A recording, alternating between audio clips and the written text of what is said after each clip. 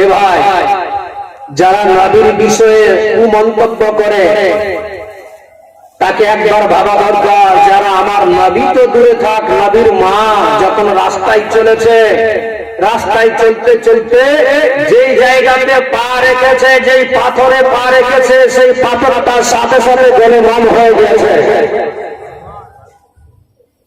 আমার নবী না, নবীর মা পাথরে পা দিয়েছে, পাথরটা গলে মম হয়ে গেল। মা আমেনা বলেন, আমি সময়ে সামনে দিকে তাকাতে গিয়ে কাটাই পা পড়েছে, সেই দেখছি কাটাটা, পরবর্তীতে পা তোলার সাথে সাথে দেখতে পাচ্ছি কাটা নয়, বরঞ্চ সেটা ফুল হয়ে গিয়েছে। কিতাব লিখছে, মুখে বলছি না, বানানো গল্প না। মা আমেনা বলেন, যখন রাস্তায় আমি চলি সেই সময় খেজুর গাছগুলো এত হেলে যায় আমার উপরে যে মনে হচ্ছে আরেকটু হেলে গেলে মনে হয় আমার উপরে পড়ে যাবে। নিজের শ্বশুর আব্বাকে বলে, আব্বা আমি যখন রাস্তায় যাই গাছগুলো ঝুঁকে মনে হচ্ছে আমার উপরে পড়ে যাচ্ছে।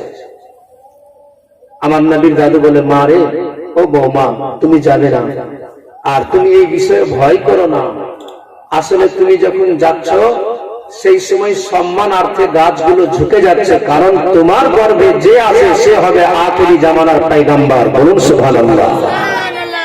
যাকে শ্রেষ্ঠ বলে আল্লাহ ঘোষণা করেছে, যাকে আল্লাহ সর্বপ্রথমে মানিয়েছে, সেই তোমার গর্ভে আছে, যার জন্য গাছপালা সব সম্মানার্থে ঝুঁকে যাচ্ছে।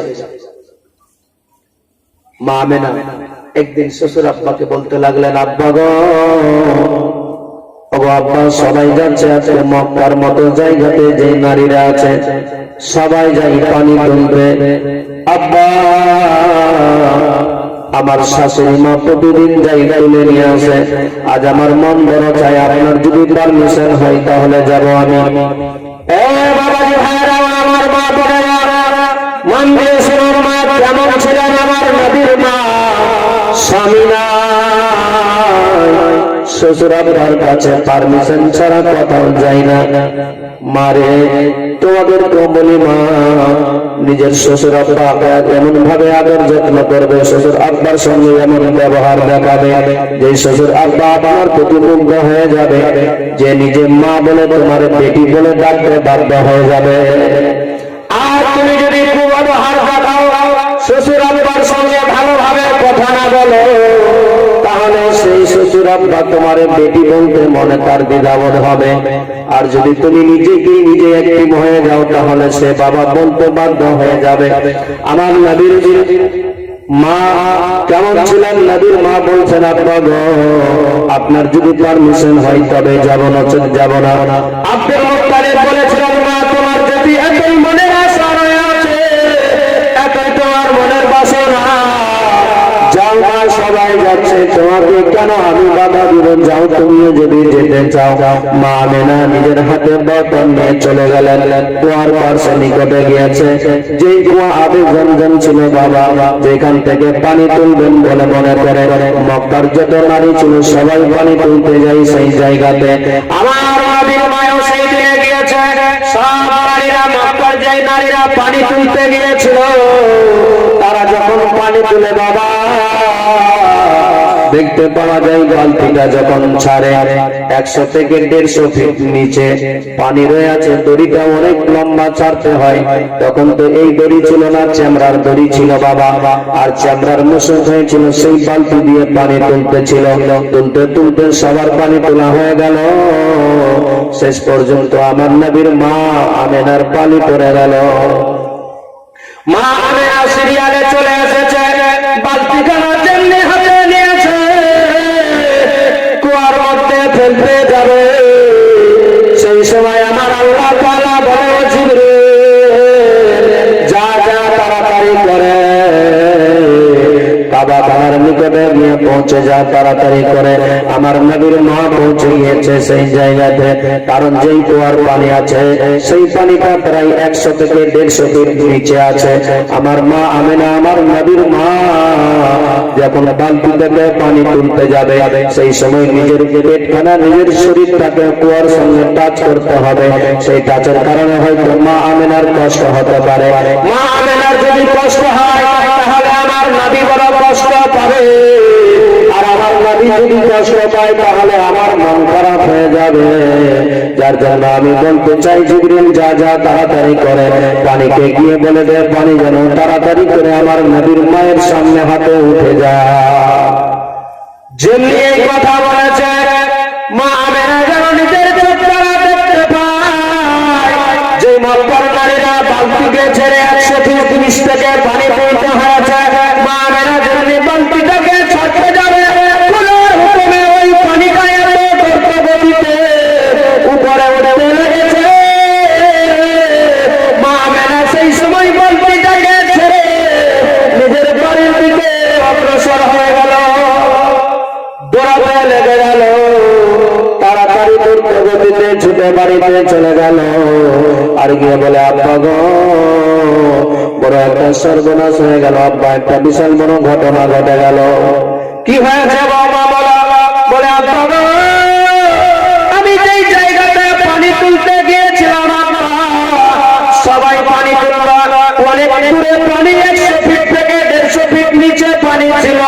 আমি যখন বালতিটাকে নিয়ে কুয়ার মধ্যে ছাড়তে যাব আব্বা গো সেই সময় দেখছি যেন কুয়ার নিচ থেকে পানিটা দ্রুতগতিতে উপরে উঠতে লেগে গেল। এত দ্রুতগতিতে উঠেছে আমি যদি কয়েকটা মিনিট সেই জায়গা থেকে দাঁড়িয়ে থাকতাম তাহলে আমার মন বলে সেই কুয়ার পানিতে মাথায় বন্যা হয়ে যেত। জোরে বলে ওগো আব্বা যদি আর আমি একটু অপেক্ষা করতাম আব্বা গো তাহলে মনে হয় যে পানির গতিবেগ ছিল সেই পানিতে সব সয়লাভ হয়ে যেত আব্বা। যার জন্য আমি দেরি না করে তাড়াতাড়ি করে দৌড়ে চলে আসলাম। আমার নবীর দাদু আব্দুল মুত্তালিব বলতে লাগলেন বৌমারে চিন্তার কোনো কারণ নাই মা, আসলে তোমার যেন কষ্ট না হয় যার জন্য আল্লাহ তাআলা কুয়ার পানিকে উপরে তুলে দিয়েছে।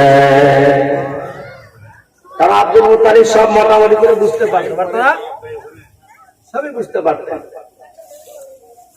আল্লাহ তাআলা কেমন শান মান সম্মান আমার নবী। আল্লাহ তাআলা সারা দুনিয়া জাহানের জন্য রহমত করে বানিয়েছে। যেই নবী দরদি ছাড়া আপনার দরদি কেউ হবে না।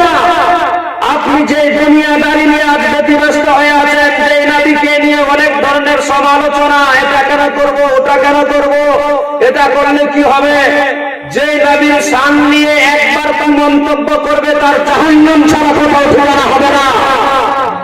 কারণ যে কোটি কোটি বছর ধরে ইবাদত করেছে আজাদি, যে আদমকে আমার নবীর ওসিলাতে আদমকে বানিয়েছে, নবী আগে আদম করে সেই আদমকে সিজদা করতে বলেছিল, আদমকে সিজদা করো, সবাই করলো। এই আজাদিন কোটি কোটি বছর সে নামাজ পড়ার পরেও তার অন্তরে অহংকারী চলে আসলো, সে সিজদা করলো না। আল্লাহ তাকে মারফুদ বলে শয়তান বলে ঘোষণা করে দিল।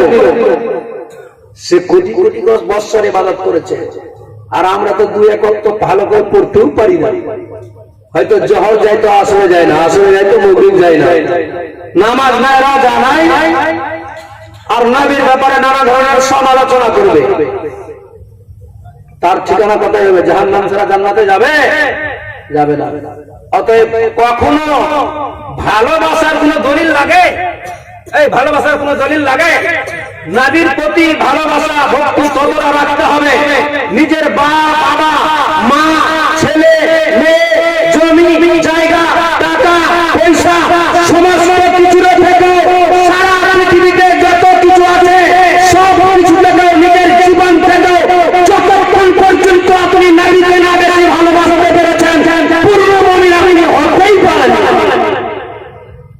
আমার নবীর হাদিস, আপনি যতক্ষণ পর্যন্ত নিজের জীবন থেকে আমার নবীকে না ভালোবেসেছেন ততক্ষণ পূর্ণ মুমিন হতে পারবেন না। সেই নবীর বিষয়ে কোন রকমের সমালোচনা করা যাবে না।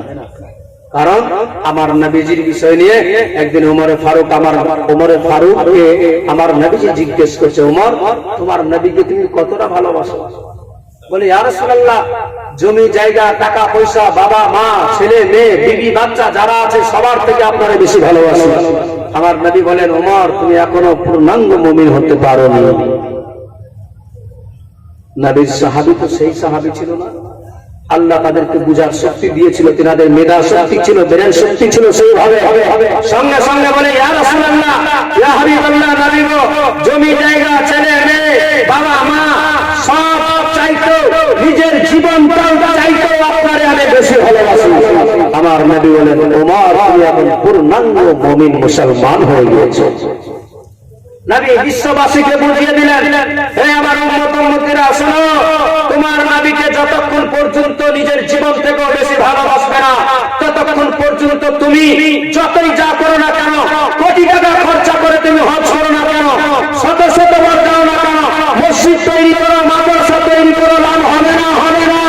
লাভ হবে তখন যখন নিজের জীবন থেকে নবীকে ভালোবাসতে পারবে।